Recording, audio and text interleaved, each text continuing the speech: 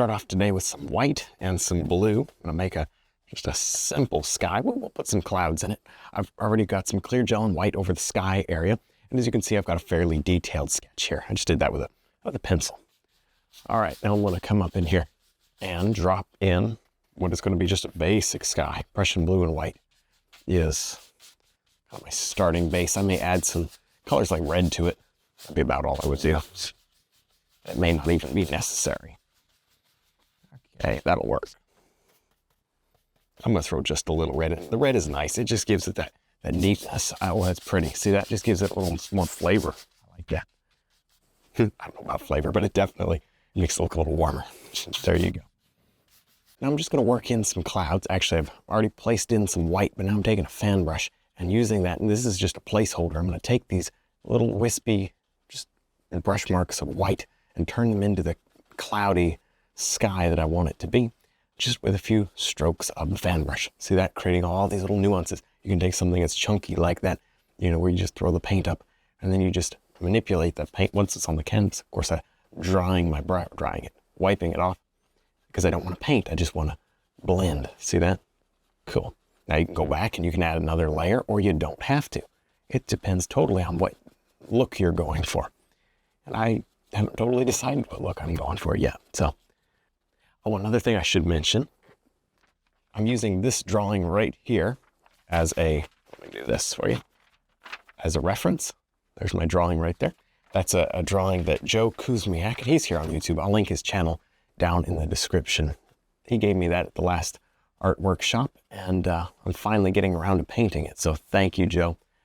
This is the second painting I've done from one of his sketches, and the first one came out good. So I was actually very excited when he gave this to me, because it's a nice concept. I think this is really going to be neat, and there's going to be a good amount of distance in it. So there you go. I'll try to do it justice, if at all possible. But I think just a delicate, sweeping little sky is about all that's necessary for this subject today. I don't think I'm going to put a whole lot of color in it. Just a nice light blue sky with some white clouds is fine. Before we go too far, I should probably give a big thanks to our Patreon members. If you're not a Patreon member, I highly recommend you check it out.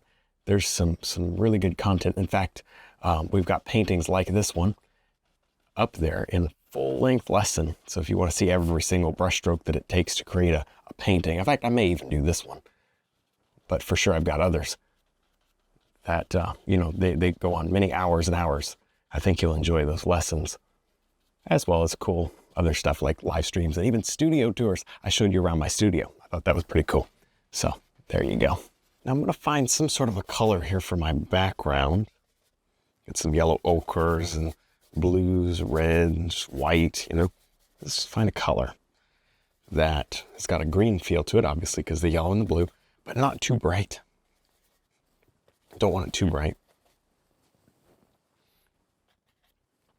Well, that's not bad, but it's more of a shadow. Let's go ahead and use it so we don't waste it. So much of the time, if you get the wrong color, you can still use it. That way you've just built in a free color variation, you know?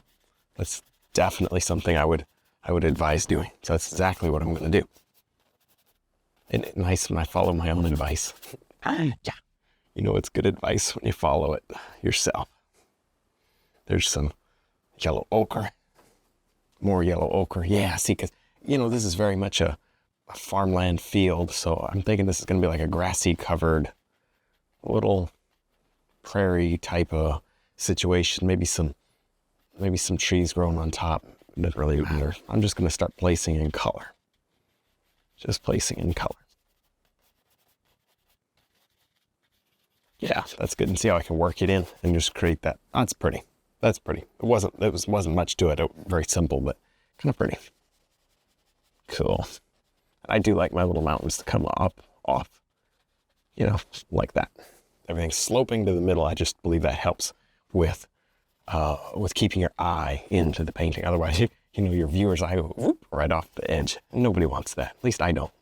I'm going to place in some little background trees here. I'm just using various colors, some yellow ochres, Hansa yellow, some purpley blue that I had left over here from the sky, just to create some amount of feeling of background trees. They don't have to be crazy, not at all, not at all.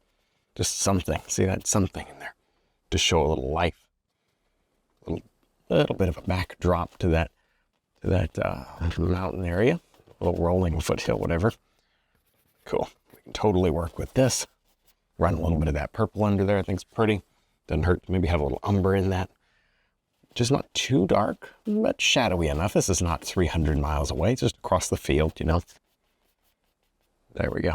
So that probably works. It's not bad. I don't think they really don't need a whole lot. Maybe a little taller. I don't know. Just on this one right here, I see this one as being a little taller. I'm not perfectly following the drawing or anything like that. I'm just going with what I think looks good. I'll try to do it similar, of course, to the drawing. All the elements are in more or less the same place. Yeah, anyway, there you go. Just little by little sort of build that up. It wouldn't hurt to go ahead and begin to just begin to underpaint. We probably don't want to do too much of this just yet, but at least sort of start getting at least the bottom of this cleaned up. There we go. Soft. There's a softness here at the edge there of the field. Kind of pretty. See those shadows? I like that. Now I'm going to go ahead and drop in a little tree here. You can see I played around with this area, trying to get that filled in. Now that I have an idea of kind of what I want my tree to look like, I'll duplicate it right over here. And this one I'll make just a little smaller. Filbert brush is okay. You could use the detail brush or combination of several brushes if you like, really. Would probably be the best way. This one needs to be pushed back a little further, so I'm going to add some white to it, just a little bit of white and blue to create an atmosphere look to it. Beautiful. See, that helps a lot to have that atmosphere look. There we go. Yeah. So I'll just drop in some of this. Again, just a little shorter than that tree. I'm going to go up a little higher with that. I just haven't fully decided where exactly I want that to land. Just do it slowly so that I don't have to cut it back, which I could, but it would take more time for sure. And then the trick to this, the way you can make this look really cool very quickly, very quick. See how we put more of that blue in there to push it back. Let me set the brush down. And I really recommend using a shop towel at this point. So you get it just this far, and then you can take a shop towel, crumple it up, and then you can just blot it like this. And what that blotting, see, it creates that extra texture, almost like another brush stroke that you didn't have to put in. This just happens automatically as you blot it. And it also removes paint so we can highlight more easily, which is very important, something we'd be doing anyway. So we might as well get that extra, that extra bit of texture out of our tree there. I'm creating a little bit of highlight here for the grass, especially in the middle. I'm going to really focus a little bit more extra light, There we go. That's what I was trying to say. Extra light, a little extra, I want that vignette effect. I want that focus of the painting to be right here. Whereas the corners need to be a little bit more muted, both in tone and in highlight. So the color and the highlight. Yeah, that'll work. Now, I'm just placing these colors in kind of as a single layer, you know what I mean? I'm not so much, there's my palette, just working it with the greens and the golds. It doesn't really have to be anything too specific at this minute. We'll drop our shadows in where they belong later, because the darks eat up the light. The light tends to be easier to muddy than the dark colors. So that's why a lot of the times when I do something like this, I'll focus on the lighting first, and then or the light color, the lighting, yes, but the light colors, I'll focus on those typically first and try to do this in like one layer. And then you can go back and add details and proper true highlights if you want. Sometimes you don't really need highlight. Sometimes you kind of just build it in. It just depends. Now this is fairly normal procedure, but I'm going to take a fan brush. I'm going to fluff my grass, starting in the background and starting in the lightest portion. Then fluff it down. Just like that. Fluff it a few times, wipe the brush. Wiping the brush is very important, probably the most important part of this whole process, because you know what?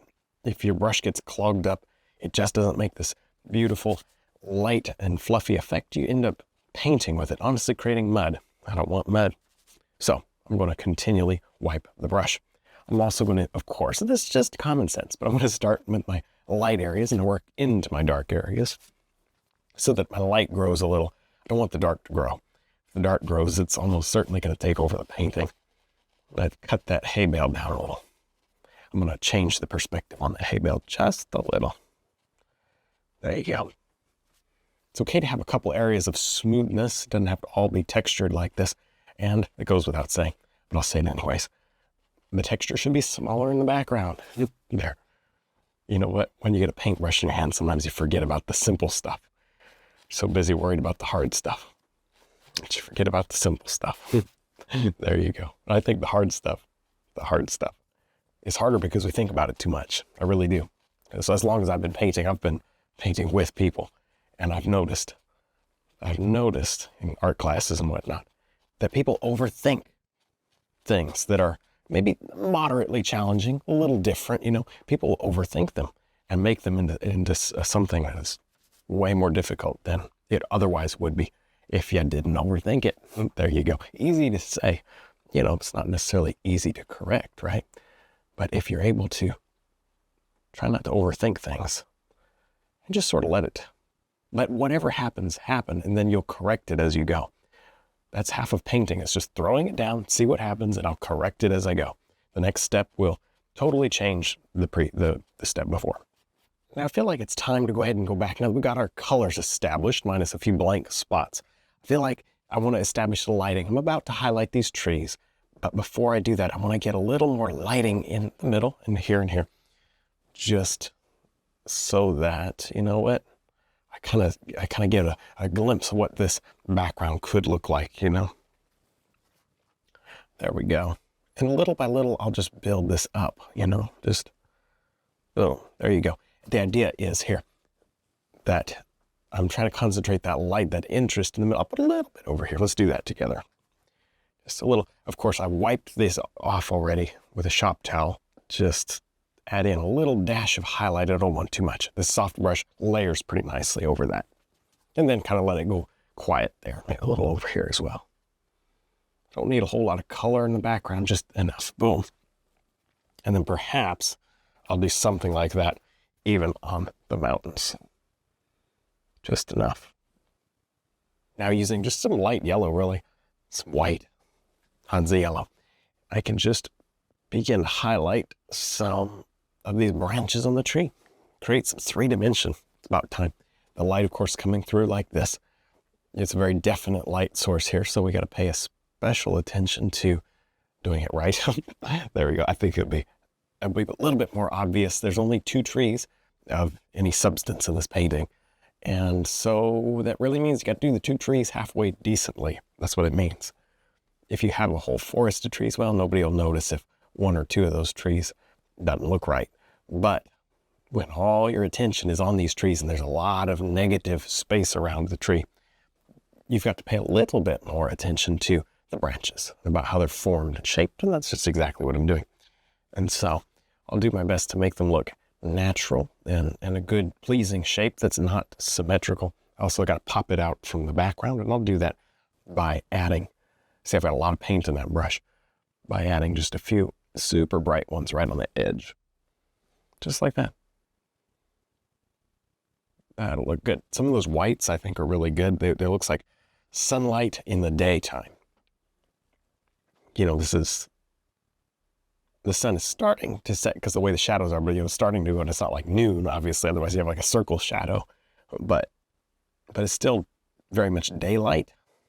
And so I think these white highlights really go better than going too much into the yellow for accent highlight colors. Even some blue, to tell you the truth, some blue in there would be okay. Just a little bit of blue and white kind of highlight as well. A blue and white accent highlight would be pretty. So let's do that. Oh, there it is.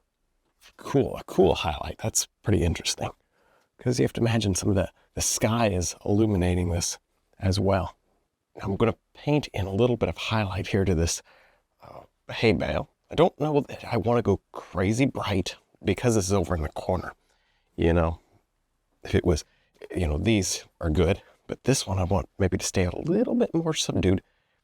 However, it will have some amount of life about it, some texture and whatnot. I don't want it just plain. Not just plain.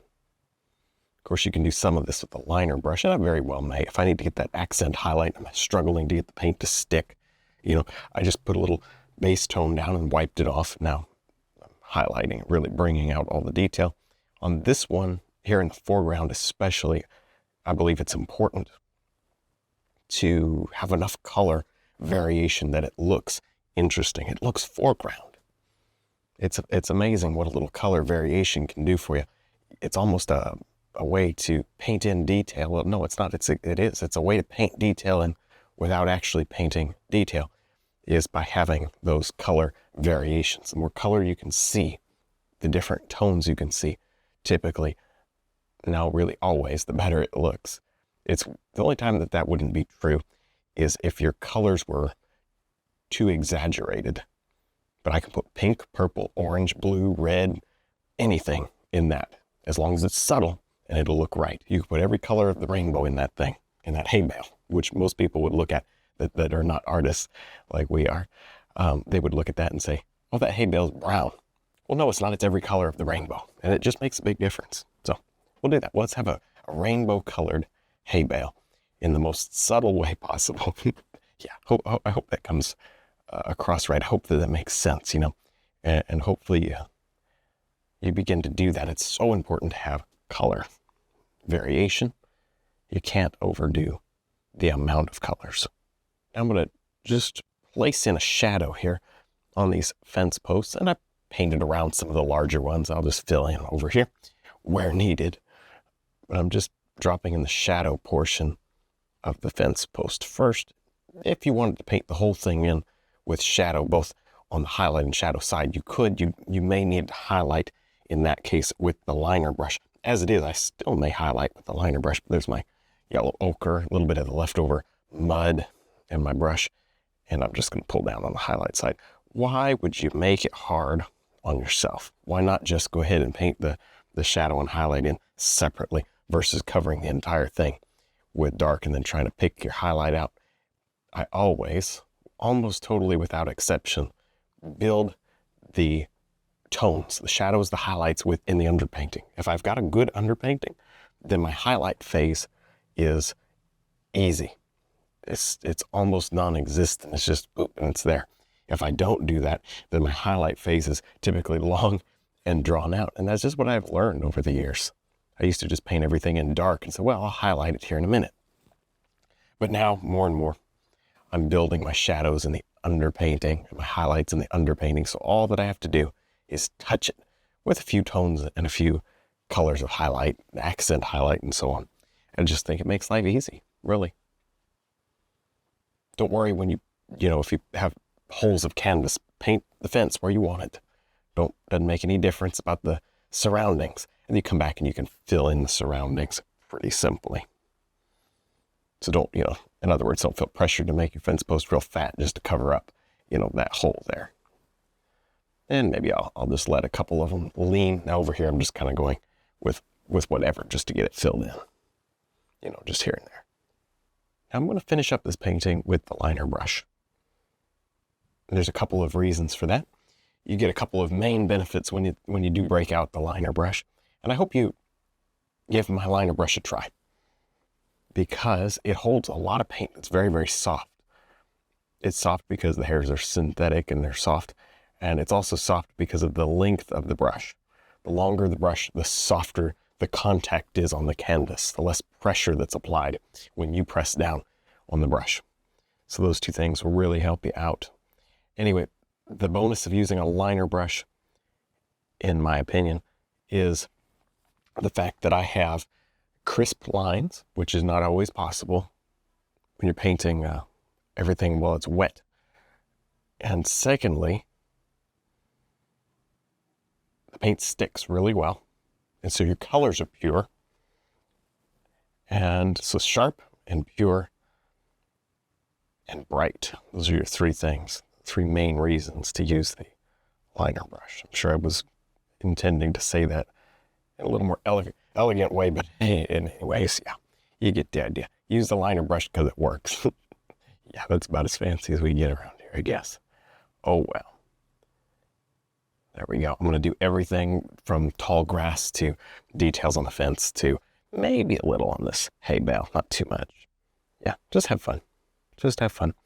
When I stop having fun, I'll probably just stop painting, because the painting is more or less finished. You just take it as far as you want to, or not.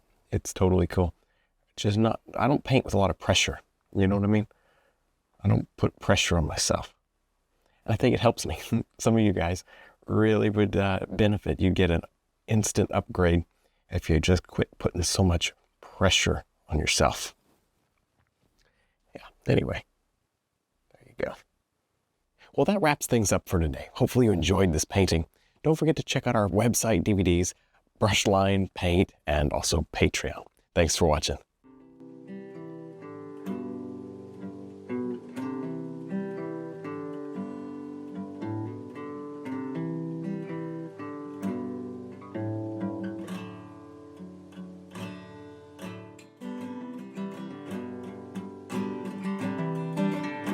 Well, hopefully you enjoyed this video. Remember to subscribe if you're not already, and click the like button. It helps me out a lot. Stick around, watch a couple more videos, and stay inspired.